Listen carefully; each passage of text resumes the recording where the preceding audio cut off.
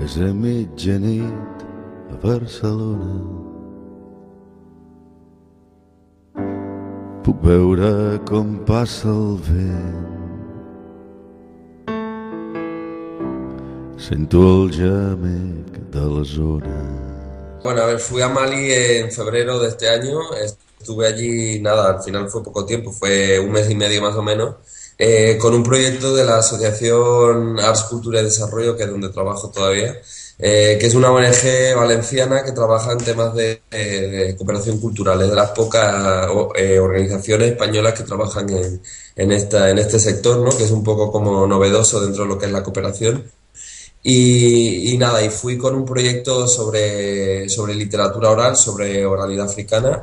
Que, bueno, el proyecto, digamos que se llama el primer encuentro de literatura oral africana. Y nada, que iba a tener lugar en principio en el mes de octubre en Mali. Lo que pasa es que el día 22 de marzo de 2012 hubo un golpe de Estado, ¿vale? Que llevaron a cabo los militares malienses. Y al final, pues, digamos que se ha suspendido lo que es el proyecto en Mali. Ahora estamos ahí viendo si podemos ir a Níger, pero digamos que llegué un poco con esto allí. ¿Conoces algunos países africanos? ¿Mali tiene algo especial? ¿O es como todos?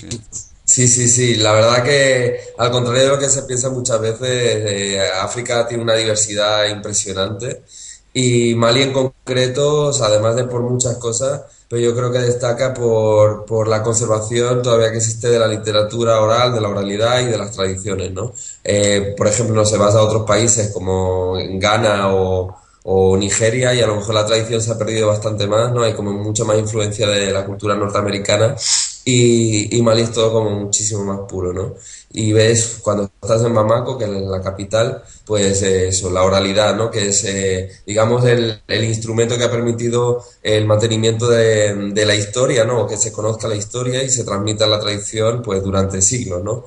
Es curioso el tema de cómo funciona la palabra en esta zona de África, que si, bueno, en Occidente o a lo mejor en Egipto, digamos que la historia se conoce pues por los escritos que hay. En Malí es a través de la palabra, ¿no? Que, digamos, de la manera, el soporte de mantenimiento de la historia.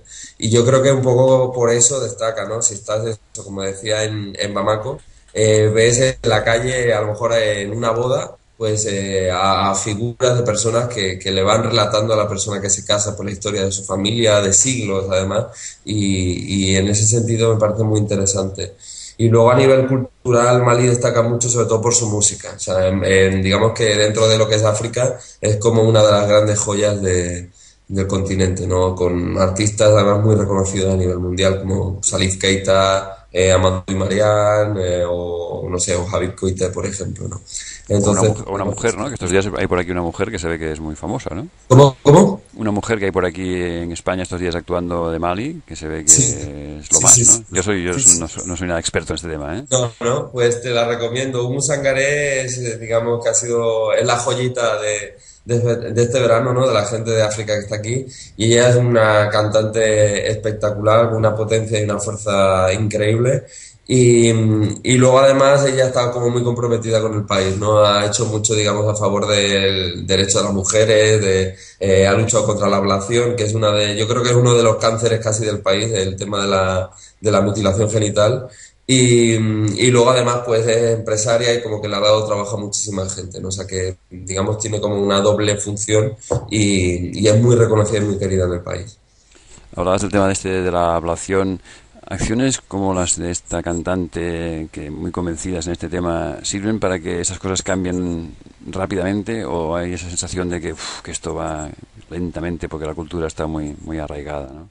Sí, yo creo que bastante lentamente. Es algo complicado. Además, curiosamente, y según se aprecia, y bueno, y cuando he estado mal y cuando he hablado con gente de Cruz Roja y gente pues, experta, perdón, en el tema, pues me han comentado que es muy difícil, sobre todo que las mujeres, las más mayores, como son las que principalmente se empeñan en que se mantenga esa tradición, ¿no?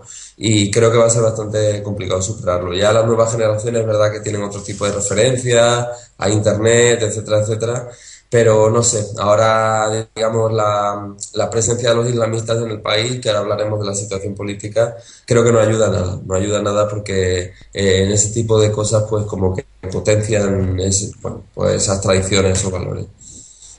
Todo empezó con un golpe de Estado y se desmontó el país, ¿no? Sí, ¿Cómo, sí. qué pasó? ¿No se veía venir o que el país estaba muy mal? ¿Qué razones hay para ese golpe de Estado? Pues a ver, creo que casi se venía a venir porque como pasa en muchos países de África, Mali pues estaba en pleno crecimiento.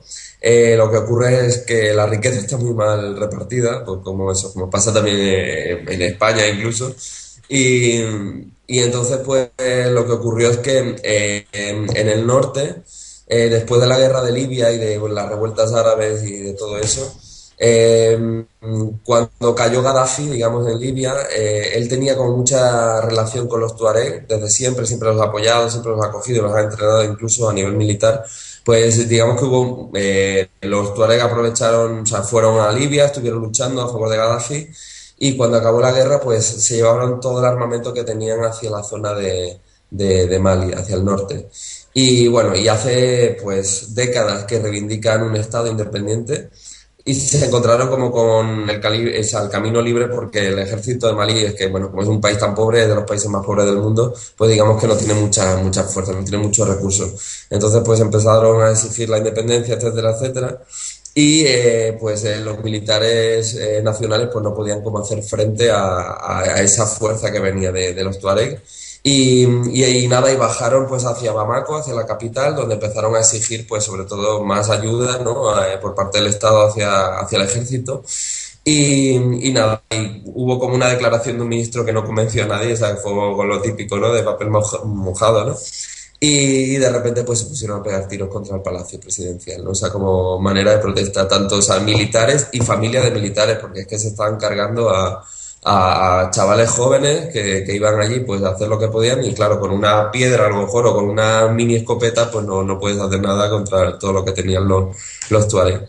Y nada, ya empezó todo, digamos, ese día, 22 de marzo de este año, y la situación del país sigue delicada, ¿no? Está dividido en dos y además lo que comenzó como una reivindicación del grupo Tuareg, ahora mismo digamos que se ha agravado bastante por la presencia de Al-Qaeda y de otros grupos fundamentalistas y de hecho ya no sé si veis la prensa, ¿no? Casi ya no se habla de los Tuareg y ahora solo se habla de Al-Qaeda y de eso, de Ansar-Din, que son grupos fundamentalistas islamistas. Y en el sur, bueno, el sur, en Bamako, las cosas reciben esos apoyos militares que pedían para hacer frente a la revuelta, o siguen estando más o menos como estaban hace unos meses. El tema es que luego, curiosamente, si ahora, por ejemplo, vamos a Bamako, la situación es como, o sea, está todo muy tranquilo y de hecho, curiosamente, después del golpe de Estado, casi no se notaba que había un golpe de Estado, o sea, es muy curioso. Fue un día, dos, que hubo tiros en la capital, después Bamako se quedó en una tranquilidad absoluta. Y el tema es que el problema está en el norte del país, como digo, está dividido en dos y a partir de cierta franja, que es la que ocupan pues ahora mismo los islamistas, en el sur del país no se nota absolutamente nada. Claro, ha disminuido el turismo, ha disminuido pues la actividad comercial, pero lo que es el día a día de la capital es como absolutamente normal. Y a nivel de apoyo militares, bueno, pues casi todos los militares están en el norte. Si es que estás allí, bueno, sí, es verdad que hay controles en la calle, pero no demasiado. Pero la Unión Africana o Naciones Unidas o nadie ha aportado esa ayuda que reclaman para hacer frente a la rebelión. Pues la verdad que no, digamos que la CEDEAO, que es como podemos definirlo como la comunidad europea o comunidad económica de toda esta zona de África Occidental, sí que digamos que ha participado un poco en el proceso de transición e intenta garantizar pues que digamos que los poderes democráticos se mantengan. Digamos que ha hecho ese intento, pero no se sabe qué pasa. La situación de Mali es como sí, bastante curiosa, pero la ONU por ahora se niega a intervenir. El hecho es que, bueno, es verdad que hay violencia, pero no es un país en guerra. O sea, es pues a lo mejor hechos esporádicos que hay de alguna persona que, no sé, que a lo mejor han matado por no sé qué historia, pero el país no está en guerra, entonces creo que no justifica tampoco una intervención inmediata. Para ti, que eres un hombre amante de la cultura, dedicado a este sector, el hecho de que en Tombuctú y todo el patrimonio más o menos cultural esté siendo destruido por los grupos radicales musulmanes debe ser especialmente doloroso. Sí, es muy doloroso y es muy duro y bueno, y para lo que nos toca además, ¿no? Al final de casi de refilón a los españoles también, pero sí es muy doloroso porque Tombuctú, igual que otras ciudades que hay en la zona, pues son la historia viva además de Mali, donde las tradiciones están muy presentes y ya sabes, se ha visto los monumentos que hay que son de siglos. Y, y luego pues está sobre todo el peligro de la biblioteca, de los archivos de la biblioteca de Tombuctú, que nada, que guardan pues gran parte del legado de Al-Ándalus, ¿no? Cuando se expulsó a los árabes de aquí de la península ibérica, muchos fueron hacia Fez, hacia Marruecos, y acabaron siguiendo las rutas, las caravanas del desierto y acabaron en Tombuctú y ahí bueno tenemos la super biblioteca bueno que además construyó la Junta de Andalucía y que tiene ese todo legado ahí y no sé, y hace poco salió en Le Monde en Francia una noticia que decía un poco eso, ¿no? O sea que había mucho peligro de que fueran a por los archivos, lo que sería muy muy grave. La UNESCO se ha quejado, pero bueno, no parece que vaya a hacer alguna intervención directa de algún tipo para impedirlo, con lo cual casi que se tiene que dar por perdida la Claro. batalla cultural en esa zona, ¿no?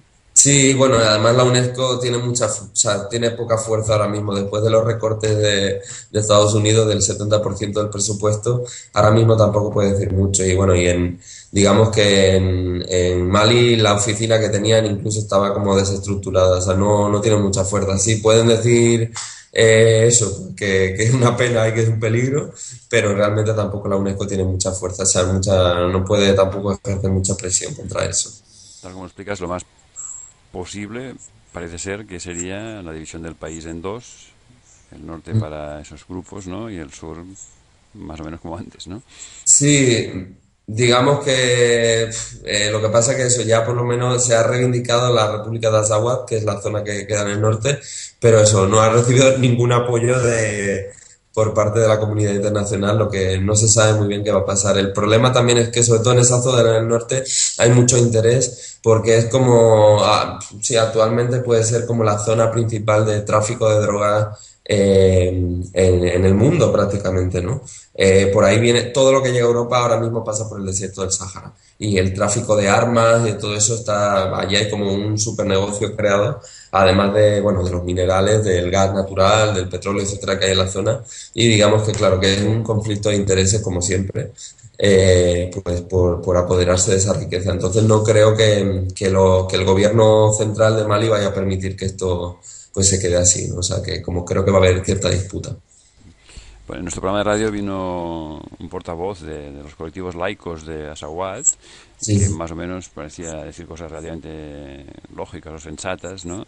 Pero parece ser que esos grupos ahora están en minoría frente a los grupos radicales claro. islamistas, ¿no? Con lo cual, bueno, la simpatía por la independencia del norte de Mali pierde apoyos, ¿no? Claro, sí, todo lo que es el romanticismo a lo mejor de lo que es la lucha por la independencia tuareg se ha perdido. O sea, los islamistas se han comido todo, ¿no? Ya ha sido como de repente, pues, porque los tuareg en general pues no son fundamentalistas, tienen su manera de vivir, son nómadas y bueno, y tienen derecho además, como cualquier pueblo, a pedir pues eso, una nación o lo que sea.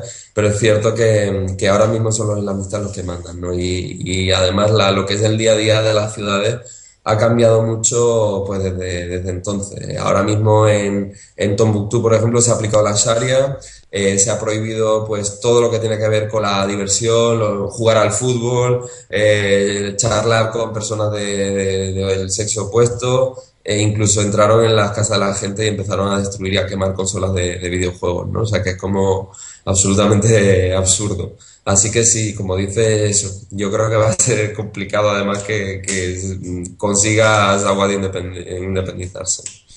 Y la gente, a todo eso, la gente que dice, la gente de tanto del sur como del norte, cómo lo vive. Pues es curioso porque en el sur, bueno, en el norte no lo sé porque no se podía llegar cuando yo estaba allí, ¿no? También había como ciertos peligros y no pude ir. Pero en la capital hay como cierta gente que apoya al capitán Sanogo, que fue el que dio el golpe de Estado, un poco por la situación, porque estaban hartos. Lo que pasa es que al final ha creado o sea, ha causado un caos impresionante en todo el país. Y tenemos como eso, la gente que es fiel al capitán simplemente por lo que hizo, pero sin entender muy bien tampoco lo que ha supuesto, ¿no? O sea, ese golpe. Y luego la intelectualidad en general pues está bastante desconcertada y bastante indignada, la verdad, porque consideran que a un mes de las elecciones, porque solo faltaba un mes cuando se produjo el golpe de Estado, como que es totalmente absurdo pues hacer algo así, ¿no? Y en general pues la gente no, en un país además tan pobre donde hay o sea, un índice de analfabetos tan alto, es cierto que no mucha gente comprende la realidad, y la gente que realmente sí está más implicada está muy, muy, muy indignada, la verdad. ¿Hay hambre? Sí, en el norte hay una crisis alimentaria muy grave, muy, muy grave. Y además ahora es difícil intervenir. Luego, además, con el golpe, digamos que o sea, los principales países occidentales que estaban allí suspendieron la cooperación, España incluido, y de hecho por eso hemos tenido, o sea, la ONG ha tenido que salir de allí. Y estaba intentando, o sea, se estaba intentando que entrasen algunas para ver si se podía ayudar o lo que sea, pero sí, en el norte hay hambre y grave, además. ¿Y la gente puede marcharse, desplazarse hacia el sur o no es Sí, posible? sí. De hecho, ha habido, o sea, muchísimos exiliados, tanto en la zona de Mauritania como en Níger, pero además una barbaridad, como un número enorme, y mucha gente que ha llegado a Bamako. Hablando bueno, con un colega maliense, me contaba que en su casa puede ser una familia normal, a lo mejor de 6 7 miembros, ¿no? Bueno, que es lo normal de África, pues de repente juntarse 20 personas en su casa, gente que viene del norte y que tienes que acoger como sea.